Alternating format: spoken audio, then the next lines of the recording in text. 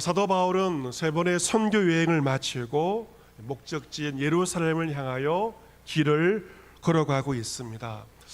성령께서 사도 바울에게 여러 통로를 통해서 예언하셨죠. 예루살렘에서 너를 기다리고 있는 것은 박수와 환호가 아니다. 결박과 환란이 예루살렘에서 너를 기다리고 있다.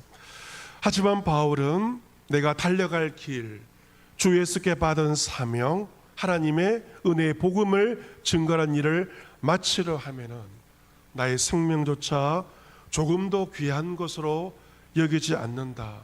그 마음을 가지고 예루살렘으로 길을 가고 있습니다.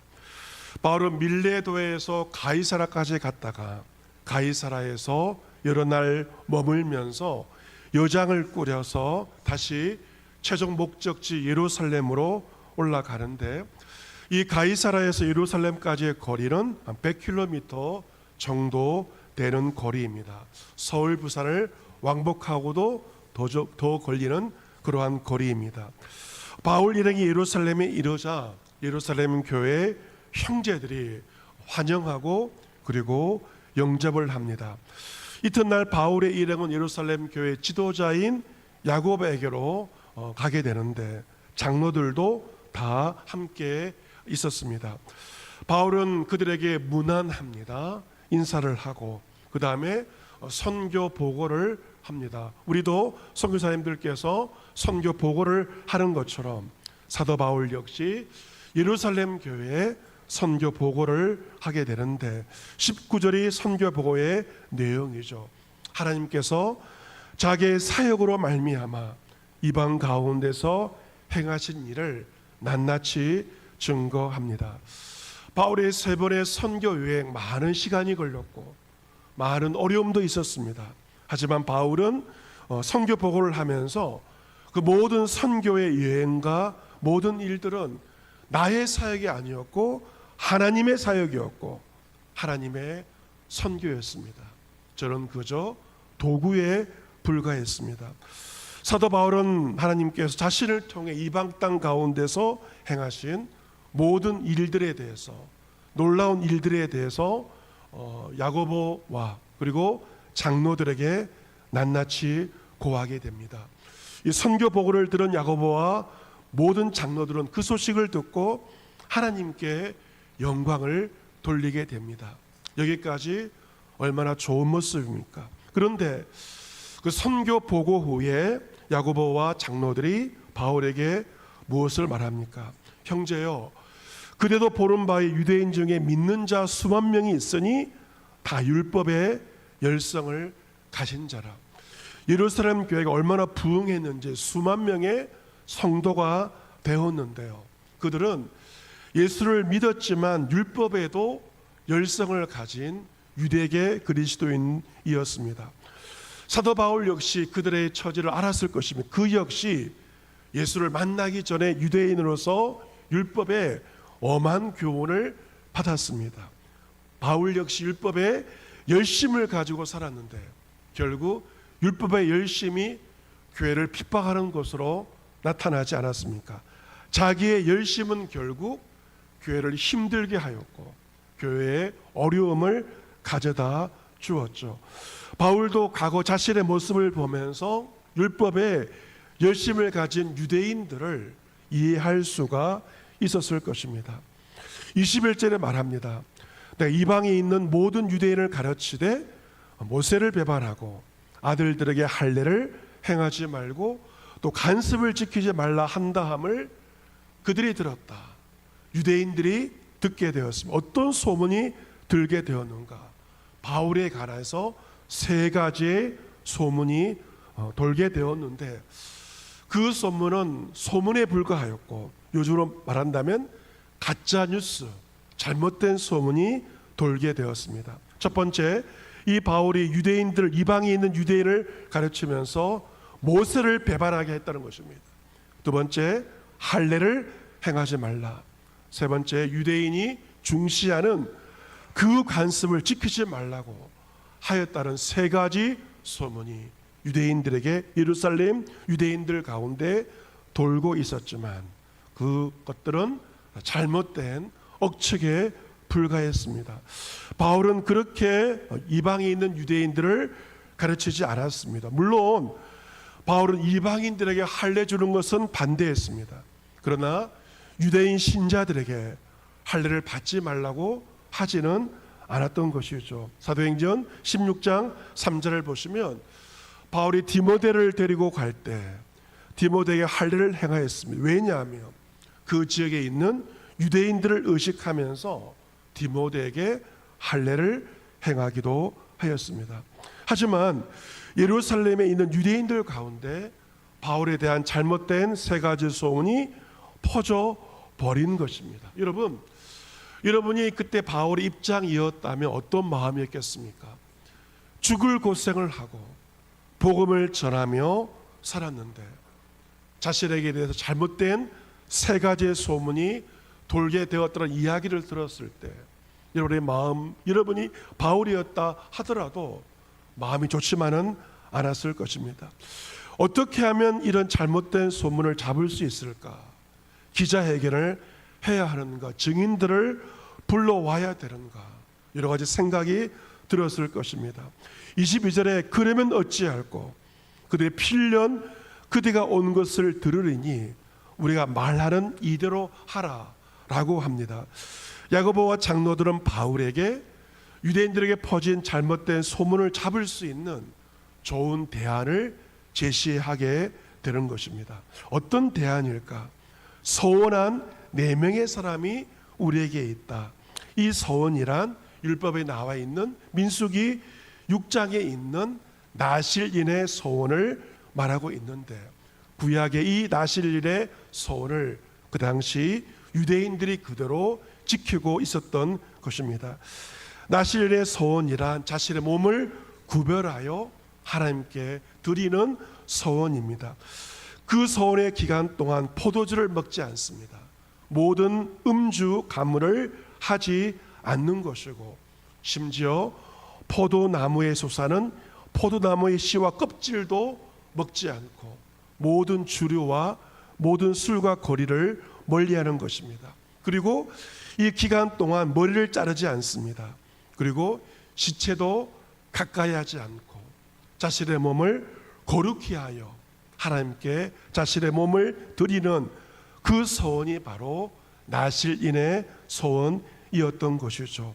그리고 정한 기간이 끝나게 되면 머리를 깎아서 긴 머리를 깎아서 성전에 가서 하나님께 제물로 드리게 되고 그리고 머리털과 함께 하나님께 소와 양 같은 여러 제물로 제사를 드리는 것이 바로 나실인의 서원이었던 것이죠.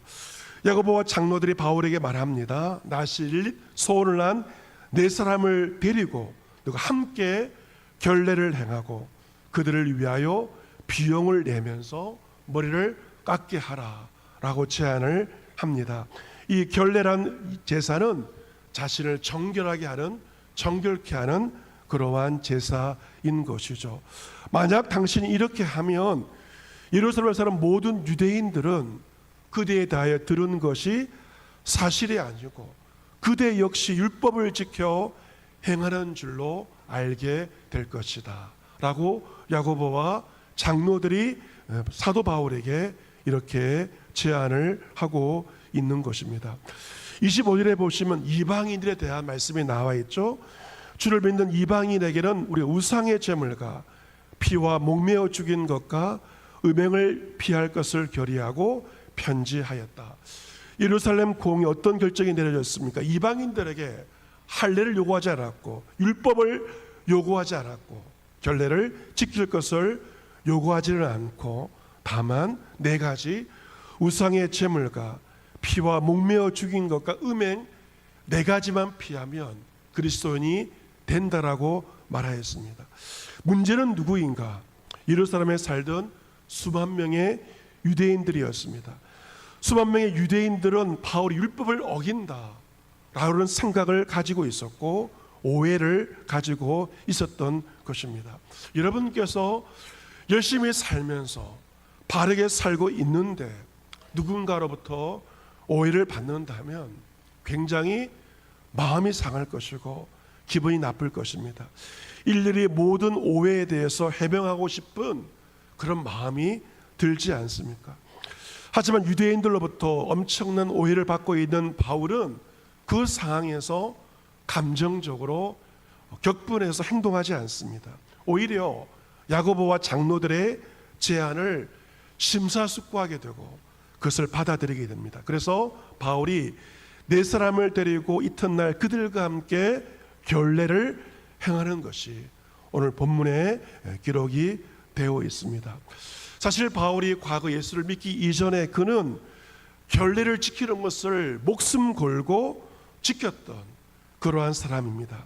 하지만 예수를 믿는 그에게 더 이상 결례가, 그 의식이 중요한 것이 되지 않았지만, 하지만 바울은 네 사람과 함께 결례를 행하게 됩니다. 왜 그렇습니까? 왜 바울이 예루살렘에서 다른 유대인들처럼 결례를 행하는가? 그것은 바로 더 큰 대의를 위해서 하는 것입니다. 교회의 화평을 위해서, 유대인들과의 화평을 위해서, 교회의 하나됨을 위해서 바울은 네 사람의 유대인과 함께 결례 예식에 참여하게 된 것이죠. 바울이 네 사람과 함께 결례를 행하고 심지어 그 비용까지 된 것은 율법에 열심을 품고 있었던 유대계 기독교인들을 위해서, 그들과의 화평을 위해서 바울은 결례 예식에 참여한 것입니다. 예수를 믿는 바울에게 할례를 받는 것, 결례를 행하는 것은 더 이상 중요한 문제가 아니었고 부차적인 것에 불과했습니다. 바울에게 가장 중요한 넘버원은 그리스도의 복음이었고, 그리고 이방인이든지 유대인이든지 예수를 믿고 구원받는 것이 바울에게 가장 중요한 것이 되었습니다. 바울은 고백합니다. 고린도전서 9장 19절 이하에서 내가 모든 사람에게 자유로우나, 예수를 믿고 모든 사람에게 자유로우나 스스로 모든 사람에게 종이 되었다라고 말합니다. 왜 그가 모든 사람에게 자유로웠지만 스스로 자발적으로 모든 사람에게 종이 되었는가? 이유가 있습니다. 더 많은 사람을 얻기 위해서 스스로 모든 사람에게 종이 되었다 말하고 있습니다. 모든 사람에게 종이 되었다는 것은 모든 사람에게 을이 되었다 하는 겁니다. 왜 바울이 종이 되고 을이 되었는가? 이유는 하나, 많은 사람을 얻기 위해서, 그들을 예수 믿게 하기 위해서 그는 스스로 모든 사람에게 종이 되었고 을이 되었습니다. 여러분, 이것이 중요한 원리입니다. 내가 누군가의 갑이 된다면 그 사람을 얻을래야 얻을 수가 없고 그 사람의 마음을 얻을 수가 없습니다. 내가 누군가의 을이 되어야 되고 내가 누군가의 종이 될 때만 여러분께서 사업을 하든 친구를 사귀든 무슨 일을 하든 그 사람을 얻을 수가 있고 그 사람의 마음을 얻을 수가 있음을 바울은 잘 알고 있고, 바울은 사업을 위해서가 아니죠. 복음을 위해서, 구원을 위해서, 더 많은 사람을 얻기 위해서 모든 사람에게 종이 되었다라고 말하였습니다. 그런 유대인들을 만나면 유대인들처럼 되었습니다. 이유는 하나, 유대인들을 얻기 위함이었습니다. 그리고 율법이 없는 이방인을 만났을 때 그는 이방인처럼 살았습니다. 이유는 하나입니다. 이방인들의 마음을 얻기 위해서 이방인처럼 살았습니다. 약한 자들을 만나면 약한 자처럼 되었습니다. 이유는 하나, 약한 사람들을 얻기 위함이었습니다. 이처럼 그가 여러 사람에게 여러 모습이 되고 모양이 된 것은 몇 사람이라도 구원하기 위해서 그런 약한 자의 모습이 되었고 유대인의 모습이 되었고 이방인의 모습이 되었던 것입니다. 그는 말합니다. 내가 복음을 위하여 모든 것을 행함은 복음에 참여하고자 합니다. 바울에게 가장 중요한 것은 바로 예수 그리스도의 복음이었고 그는 복음을 위하여 모든 사람의 종이 되었고 모든 사람들의 을이 되는 그러한 삶을 살았던 것이죠. 그래서 사도 바울은 예루살렘에 있는 유대인들의 마음을 얻기 위해서, 복음을 위해서, 교회 합평을 위해서 그런 기꺼이 예루살렘에서 결례 예식에, 의식에 참여하게 된 것입니다. 바울은 모든 사람에게 자유로웠지만 또한 모든 사람에게 종이 된 모습으로 삶을 살았습니다. 여러분, 이러한 바울의 자세가 우리에게 필요합니다. 어떤 자세입니까? 그것은 바로 우리가 그 어떤 오해를 받는다 할지라도 그때 중요한 것은, 가장 중요한 것은 나의 자존심이 아니죠. 복음을 위하는 것이고, 복음을 위해서 사람을 얻는 그것이 우리에게 중요한 우선순위가 되어야 합니다. 여러분께서 누군가로부터 오해받고 감정에 격앙되고 어떤 문제로 그와 시비를 가리고 다투게 되면 이길 수 있을 것입니다. 하지만 그 과정에서 결국에는 사람을 잃어버리게 되는 것이고, 시비를 통해서 자신을 변호할 수 있지만 결국 그 사람의 마음을 잃을 수밖에 없다는 것을 기억하셔야 됩니다. 사람을 얻는 것이 더 중요하기 때문에 바울은 시비를 가리지 않고 유대인의 결례 예식에 참여하게 되었습니다. 여러분, 이 말씀을 통해 2000년 초대교회의 모습을 보게 되죠. 초대교회에서 바울과 유대계 그리스도인 사이에 오해 때문에, 헛소문 때문에 긴장관계가 발생하였지만 바울은 지혜롭게 그 긴장을 잘 극복해 나가는 것을 보게 됩니다. 예나 지금이나 사람이 사는 곳에는 오해가 발생하고 여러 가지 긴장관계가 생기게 마련입니다. 여러분께서 가정생활을 하면서도 마찬가지 아닙니까? 부부간에도 잘 지내다가도 사소한 말 한마디 때문에 마음이 상하고 싸울 수 있는 그런 경우도 있습니다. 부모와 자식 간에도 말 한마디 때문에 오해가 생기고 긴장 관계가 생기게 되기도 합니다. 예를 들어 양가 간에 결혼을 준비하면서, 결혼이 얼마나 큰 일입니까?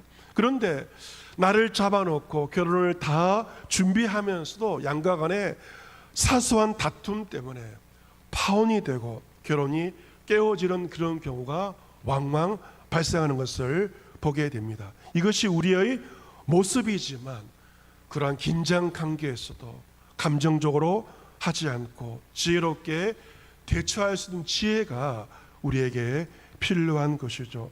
교회 내에서도 마찬가지입니다. 이 교회 내에서 긴장 관계가 발생할 수 있습니다. 하지만 사도 바울은 율법에 열심을 가진 유대인들을 이기려고 하지 않았습니다. 오히려 조졌습니다. 왜냐하면 지는 것이 이기는 것임을 바울은 알았기 때문입니다. 어거스틴이 말하였습니다. 본질적인 것에는 일치를, 그리고 비본질적인 것에는 자유를, 그 모든 것에 사랑을 더하라고 하였는데, 사도 바울이 예루살렘에서 결례를 행하게 되었던 것은 그에게 본질은 결례가 아니고 그의 본질은 예수 그리스도의 복음이었기 때문에, 결례를 받는 것에 자유하였기 때문에 유대인들과 함께 결례 예식에 참여하게 되었던 것입니다. 재즈 피아니스트 진호박이라는 사람의 간증인데요, 이분이 뮤지션입니다. 조용필 씨와 함께 음악 활동도 하고 한국과 미국에서 많은 활동을 한 사람입니다. 미국의 한인교회에서 음악 감독으로 사역하면서 훌륭한 뮤지션들과 협연하고 찬양 콘서트를 열면서 미국 지역 곳곳을 다니는 왕성하게 교회를 배경으로 활동을 하였습니다. 그가 처음에는 성도들이 겉으로 보이는 모습으로는 모두 믿음이 깊어 보였고 천사처럼 사는 것처럼 같았습니다. 하지만 교회에 깊숙이 들어가면서 알게 되었죠. 교회 안에서도 시기와 질투, 교만과 판단이란 잣대가 존재한다는 것을 교회에 깊숙이 들어오면서 알게 되었고, 그 모든 과정을 통해서 그의 마음속에는 상처가 차곡차곡 쌓여갔습니다. 교인들과의 관계에서 자주 삐걱거렸습니다.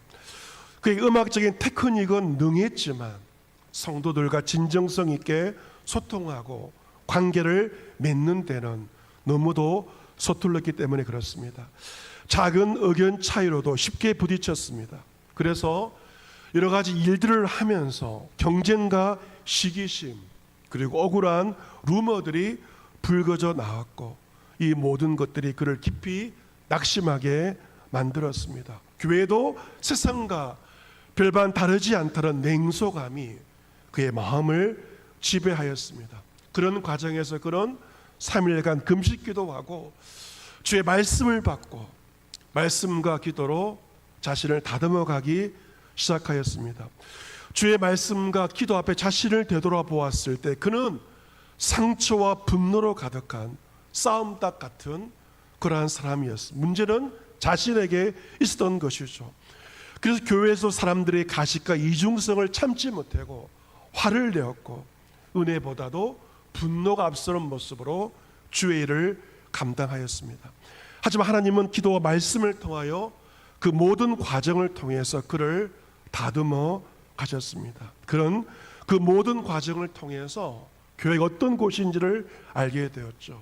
교회란 완전한 사람들이 모인 곳이 아니고 참으로 부족한 자들이 서로 부딪히지만 그 모든 과정을 통해서 말씀과 기도로 빚어져 가는 훈련소임을 그는 알게 되었습니다. 우리는 교회 생활을 통하여서 부딪히는 그 오해와 모든 상을 통해서 말씀과 기도로 자신을 고쳐 나가게 되는 것이죠.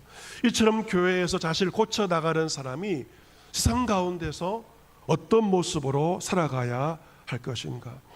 오늘 개척교회 사모님이 얼마 전에 편의점 알바를 시작을 하게 되었다고 합니다. 생활의 필요 때문에 편의점에서 알바를 하게 되었는데 이 편의점이란 정말 말 그대로 우리의 편리함을 위한 그런 공간이지만 사람과의 관계가 거의 없는 물건 사고 카드 내고 결제하고 가는 그런 공간이 편의점 아닙니까? 하지만 그 사모님은 편의점을 찾는 사람들에게 따뜻한 말을 전했다고 합니다. 중년의 여성들에게 안부를 묻습니다. 병원에 입원한 어머님은 회복되셨나요? 요즘은 노인이 노인을 간병하는 그런 시대 아닙니까? 병원에 입원한 어머님의 회복에 대해서 안부를 묻습니다. 또 다른 청년, 그 얼마나 많은 면접 보겠습니까? 그 청년들에게는 지난번 면접은 어땠나요? 라고 하면서 관심을 건넵니다. 그리고 한 초등학생의 일은 맨날 라면만 먹지 말고 김밥도 함께 먹으렴.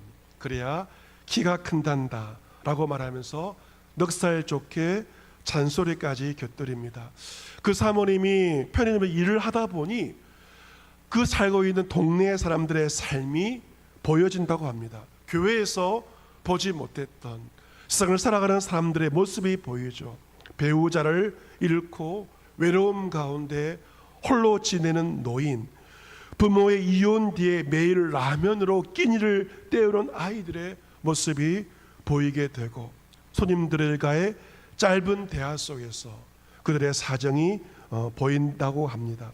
어쩌면 그 사모님이 안부를 전하는 것이 오지랖처럼 보일지 모르지만 인사에 담긴 따뜻함은 외로운 누군가에게 큰 위로가 될 수 있을 것입니다. 여러분께서 오늘 교회에 오셔서 예배드린 다음에 로비에서 대화하시고 그리고 함께 점심을 먹으면서 한마디의 말, 근황을 물으면서 안부를 전하는 것이 외로운 누군가에게 큰 힘과 격려가 될 수 있습니다. 김호연 작가의 소설 불편한 편의점, 많이 팔린 책인데요. 그 소설 불편한 편의점에는 기억이 온전치 않은 노숙자 독고라는 사람이 그 편의점 알바생으로 들어옵니다. 처음에는 그 알바의 존재가 사람들에게 불편함을 초래하였지만 그의 서툰 행동과 엉뚱한 실수가 뜻밖에도 손님들의 얼굴에 미소를 띠게 하고 마음에 작은 위로를 남겨주게 됩니다. 그 소설에서 노숙인 독고가 이렇게 고백합니다. 결국 삶은 관계였고 관계는 소통이었다. 행복은 멀리 있지 않고 내 옆의 사람들과 마음을 나누는 데 있음을 이제 깨달았다 하는 대목이 있습니다. 행복은 멀리 있는 것이 아니고 내 주위의 사람들과 마음을 나누는 것이 행복이고, 삶은 관계고 관계는 소통이라고 말할 수 있습니다. 러시아의 국민신 푸시킨의 유명한 시, 삶이 그대를 속일지라도 시 보면, 삶이 그대를 속일지라도 슬퍼하거나 노여워하지 말아라. 세상이 우리를 속일 때가 참 많습니다. 헛소문도 듣게 되고 오해도 듣게 되고 열받는 그러한 일들이 있게 되지만, 슬퍼하거나 노여워하지 말라. 슬픈 날에는 참고 견디라. 즐거운 날은 오고야 말리니 마음은 미래에 사는 것, 현재는 슬픈 것, 모든 것은 하염없이 사라지는 것이니 지나가 버린 것은 그리움이 되리라. 사랑하는 성도 여러분, 이번 한 주를 살아가면서 여러분 주위의 사람들, 만나는 사람들이 여러분에게 화나게 할 수 있을 것입니다. 잘 살고 있는 여러분들에게 있지도 않은 말을 할 수도 있을 것입니다. 하지만 그럼에도 불구하고 슬퍼하거나 노여워하지 마십시오. 오히려 사도 바울처럼 그 사람을 얻기 위하여 그 사람의 종이 되시고 그 사람의 을이 되시기를 바랍니다.